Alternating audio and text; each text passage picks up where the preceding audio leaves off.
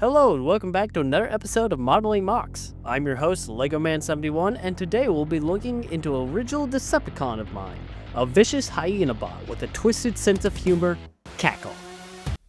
Wait, again? Dude, what do you want? I'm recording. You just did this one. You know, your last video, the wolf bot couple? Your point? I don't know, man. A video about a hyena chick after a video about 2 animal bots.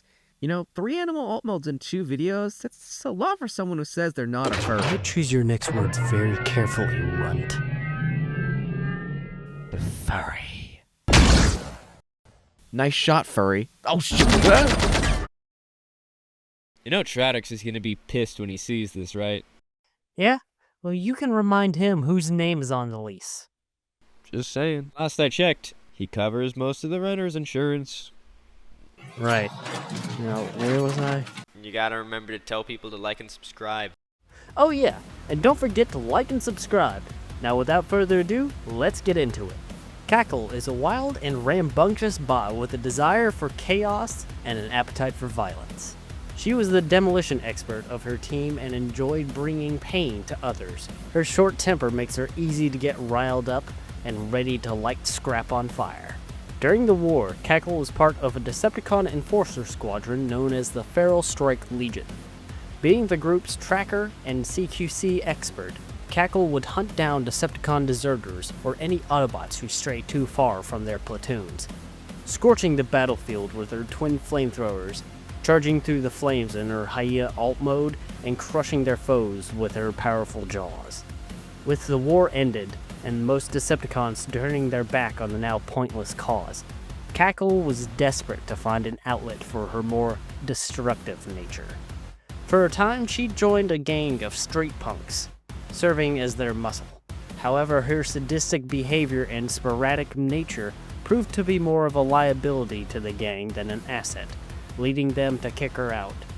Forced out of her element once again, Cackle began hopping from bar to bar, creating some friends, like a detective in Voidspire, but making more enemies due to her constant bar fights.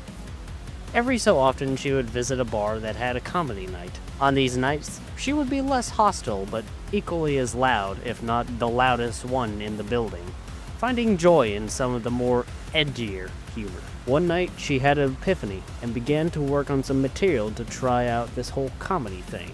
She worked for weeks on an act, and was able to land a gig at McAdam's old oil house. Many bots in the crowd were veterans from the Autobot side of the war. Autobots were not too fond of her more grim humor and funny war stories as a Decepticon enforcer. As the night went on, there was one heckler in particular who was very vocal throughout the night and wasn't even a part of the war. Eventually, Cackle had enough, picked up the nearest table and chucked it at the heckler and proceeded to transform and maul the poor bot.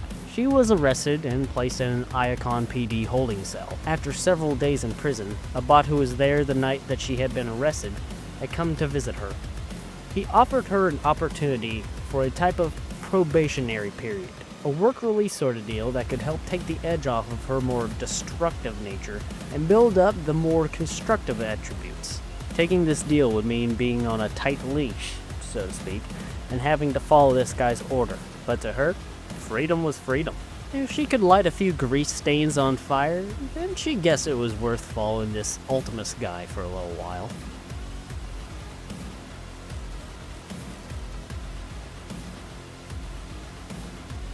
And that's about all I have for this week. Thank you so much for watching. Make sure to like and subscribe, and I'll see you all next time. And with that, I end the transmission now.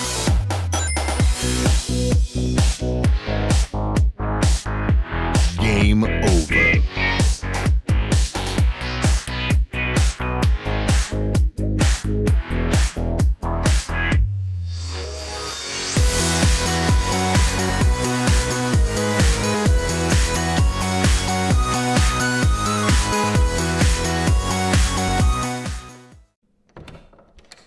Hey guys, I'm back. You know, I had a weird talk with a neighbor. Apparently there was like some laser fire being here. What the hell happened in here?